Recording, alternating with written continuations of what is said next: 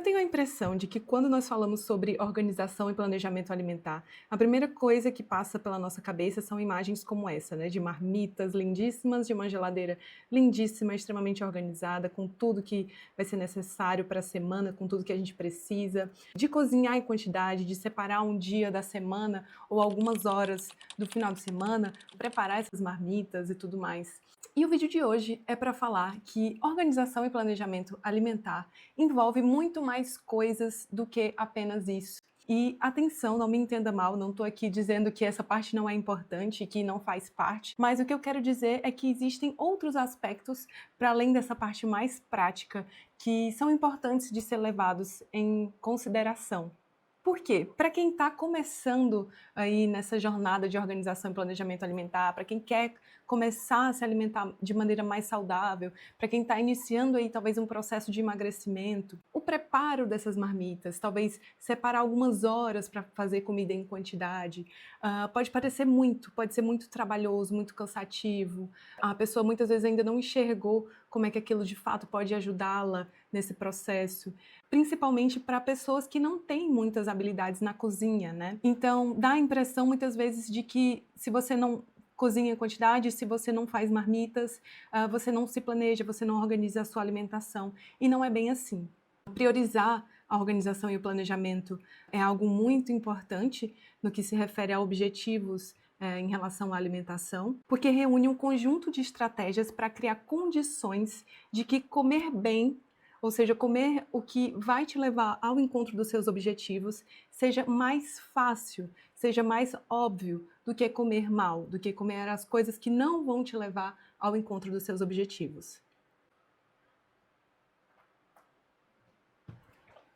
Então, o que mais que envolve o planejamento e organização alimentar, para além dessa parte de cozinhar em quantidade, para além dessa parte de preparar marmitas e tudo mais? Planejamento e organização alimentar envolve, sobretudo, antecipar, tomar decisões conscientes sobre o que, quando, como, onde você vai comer. Antes que você fique extremamente faminto ou acabe por comer por impulso, ou que você seja sempre guiado por suas vontades de comida, tipo, de comer sempre o que é mais gostoso, que esse seja o único fator que importe para suas escolhas alimentares. Uma alimentação organizada, planejada, pode ser definida como uma abordagem intencional e estruturada que envolve a preparação antecipada das escolhas alimentares para os próximos dias ou semanas. Então, não podemos negar que isso realmente envolve uma série de tarefas mais práticas que vão desde verificar o que já tem em casa, planejar o que é que vai ser consumido ao longo da semana, qual é o orçamento disponível, fazer uma lista de compras, fazer as compras, organizar e higienizar os alimentos, cortar, fazer um pré-preparo, preparar os alimentos, porcionar os alimentos, enfim. Porém, como envolve justamente essa antecipação das escolhas alimentares, ou seja, decisões sobre o que será consumido nos próximos dias, frequência, combinações, quais são os contextos sociais, a refeição vai ser feita fora, dentro de casa, no trabalho. Isso tudo vai influenciar no consumo alimentar, né? Na qualidade, na quantidade do que será consumido.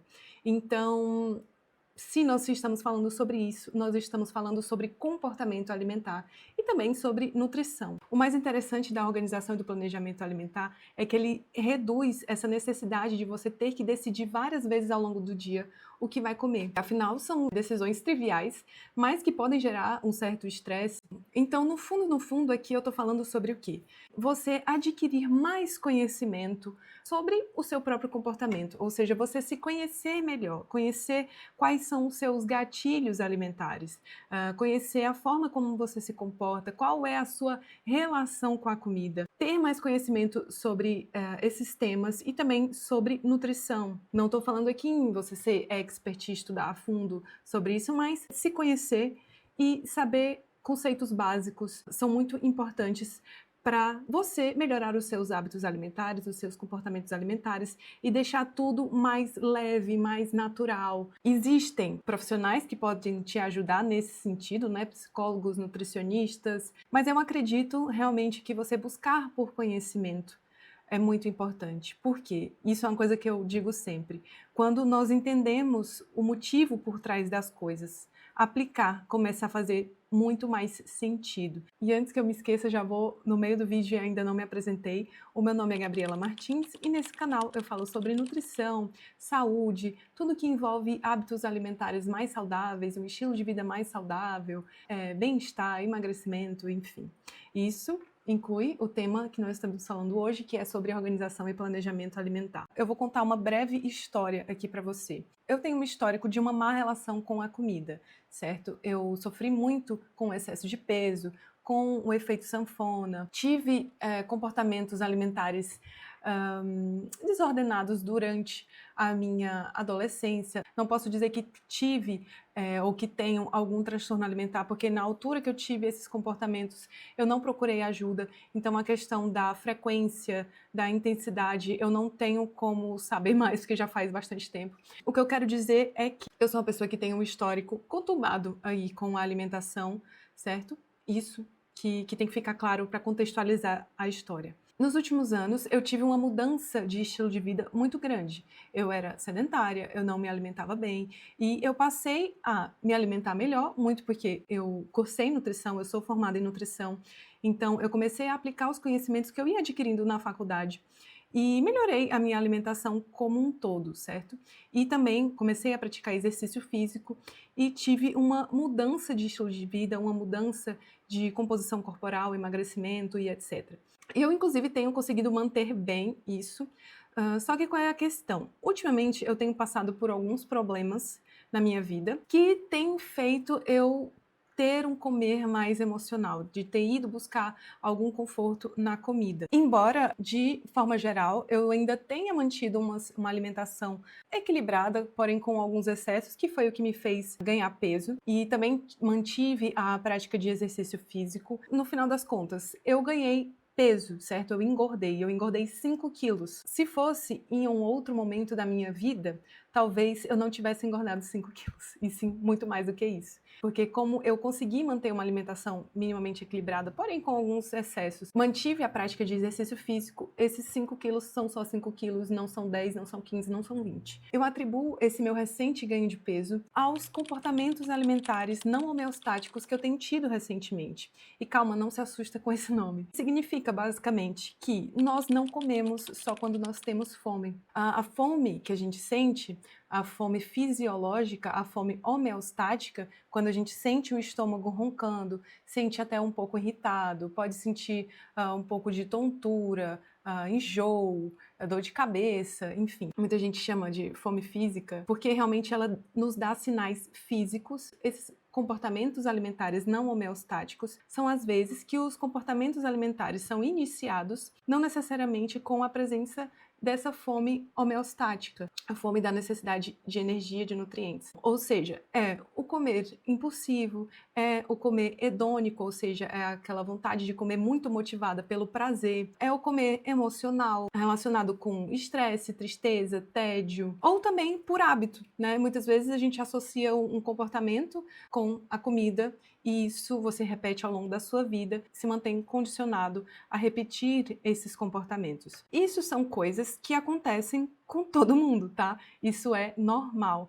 A questão é que, a depender da frequência ou da intensidade que eles acontecem, ou seja, do volume de comida que é consumido nesses momentos, isso pode ser problemático.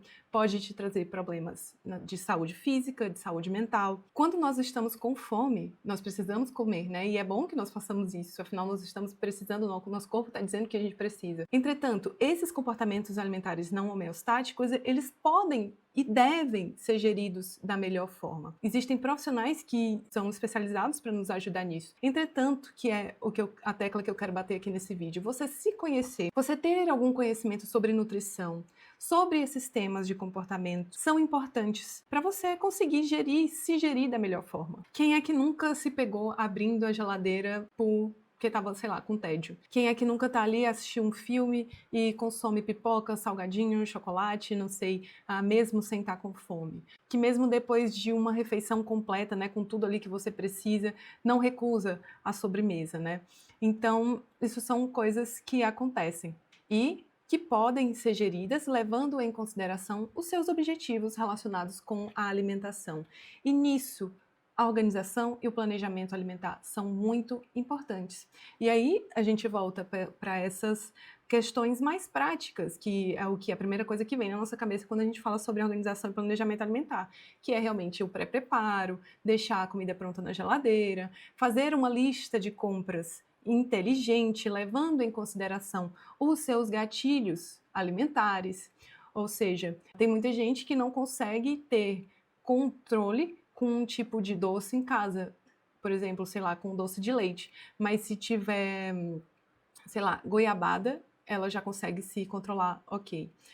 Eu só dando esse exemplo porque é o meu. Isso é individual, tá? Cada um tem o seu. Então, você conhecer um pouco dos seus comportamentos alimentares, você estar atento aos níveis de saciação e de saciedade, a forma como você se alimenta, isso tudo é importante no que se refere a ter uma alimentação mais saudável, né? Então, se conhecer nesse sentido é importante porque vai te ajudar a ter um maior discernimento, uma maior consciência na hora da tomada de decisão, na hora de fazer as suas escolhas alimentares, inclusive de antecipar essas decisões. Por que que isso é complexo? Essas sensações, na realidade da vida, né, na prática, elas se misturam. Muitas vezes você está com fome de verdade, mas também você está ali com vontade de comer algo muito gostoso, algo ali muito motivado pelo prazer. Então, assim, essas sensações na vida real, elas se misturam, né? E é aí que o planejamento alimentar entra como uma das estratégias que podem ser utilizadas. Eu passei os últimos 3 meses me dedicando a um projeto em relação à organização e planejamento alimentar. A minha ideia era escrever um e-book, um único e-book sobre organização e planejamento alimentar, visando exatamente essas coisas mais práticas, né? Tipo lista de compras, pré-preparo, leitura de rótulos, porções alimentares e tudo mais. Entretanto, na minha pesquisa e mesmo na escrita do e-book, eu percebi que existem muitas outras coisas que precisam ser levadas em consideração, principalmente para quem está começando a se conhecer, seus comportamentos alimentares, está começando a querer se alimentar melhor. Porque alimentar-se é um comportamento. E ele é moldado por diversos fatores, né? Isso é um tema bastante complexo até. Desde as nossas crenças, a nossa cultura, o nosso ambiente, que é algo muito importante. E eu decidi não só criar um único e-book, mas fazer uma coleção de e-books sobre organização e planejamento alimentar. Olha só, eu fui pegar o e-book para mostrar para vocês. Tcharam! Não sei se dá para ver bem. Olha, acho que assim dá para ver melhor. Então, esse é o e-book, essa é a capa. Aqui sou eu, aqui é o Henrique, ele também deu a sua contribuição nesse e-book. Ele é chefe de cozinha, então, como eu disse, a organização e o planejamento alimentar tem uma série de questões práticas que são importantes. Você não precisa ser um chefe de cozinha para conseguir se organizar e fazer sua comida, mas tem algumas técnicas simples que são, sim, importantes. Então, o Henrique também deixou aqui a sua contribuição neste livro e eu tenho certeza que vai contribuir muito mais ao longo da coleção. Aqui está o índice, vou falar o índice para vocês, e você já vê aí se tem temas que te interessam, os impactos da falta de planejamento alimentar, os principais desafios da alimentação no dia a dia. Tem aqui um capítulo falando, nós não comemos só quando estamos com fome, que é falando e de forma mais aprofundada sobre exatamente esse tema que eu estou falando aqui para vocês agora, sobre os comportamentos alimentares não homeostáticos. Tem aqui temas bastante interessantes, né, que fala sobre algo que está muito em alta nas redes sociais hoje em dia, que é sobre esse comer intuitivo. Inclusive, o título é Nem Sempre Podemos Contar com a Nossa Intuição. Se você ficou curioso, vale a pena a leitura.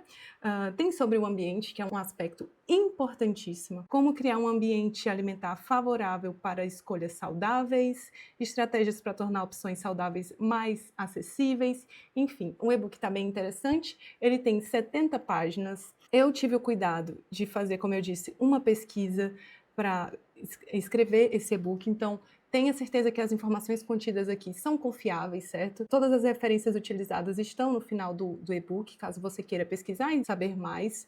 E é isso, ele está aqui bem lindo. Então, ele está disponível para compra no link da descrição. Se você se interessa sobre esse assunto, eu tenho certeza que é uma leitura válida que vai te ajudar a antecipar suas escolhas de forma mais estratégica para que você alcance os seus objetivos relacionados com a alimentação. Para finalizar, a última coisa que eu gostaria de dizer é que ter liberdade alimentar não é comer o que quiser, quando quiser. Isso pode parecer liberdade, mas na verdade é você se tornando refém das suas próprias vontades. As coisas que me fizeram ganhar esses 5 quilos, elas vão continuar aparecendo. E é difícil, né, gerir isso tudo. Mas vontade não é uma ordem, nem sempre você precisa atendê-las. Existem estratégias que podem ajudar, como ajustar o ambiente, a própria organização, o planejamento alimentar. E ainda assim, com todas essas estratégias, é normal passar vontade, sabe? Faz parte, porque assim, a gente não faz só o que quer na vida. E muitas vezes aprender a conviver com a frustração de uma vontade não atendida é algo que faz parte do processo de mudança de comportamento, né? De mudança de hábitos. E eu diria também, no processo de emagrecimento, que é o caso do que eu tô falando agora, não se trata de você querer ter controle sobre as coisas e viver, fazer tudo muito certinho. É realmente entender que é um processo que exige constância, que exige tempo, que exige repetição. Não é necessário, de forma alguma, contar só com a força de vontade, mas também não é real acreditar que as coisas vão acontecer sem esforço. Então, era basicamente isso que eu queria dizer nesse vídeo hoje. Eu espero de coração que eu tenha passado uma mensagem de forma clara e que vocês tenham aprendido algo nesse vídeo. Um beijo e até a próxima. Deixa o seu like, se inscreva no canal. Como vocês estão vendo, esse é um canal que está apenas começando. Você se inscrever e curtir o vídeo é algo que me ajuda bastante, tá bem? Beijos e até a próxima.